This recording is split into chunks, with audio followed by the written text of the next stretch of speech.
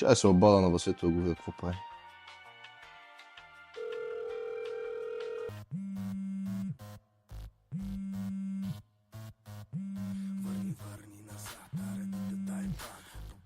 Ало, Боб, какво става, брат? Какво става, Васе? Днеска ще качваш ли клип? Ще успееш ли го обработиш?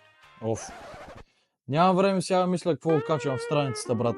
Опаковам тук едни пратки в момента, пък после трябва и да ги изпращам. Не мога да се занимавам сега с това, брат. Честно не мога. Просто няма как да ги направя всички работи. Познато, а?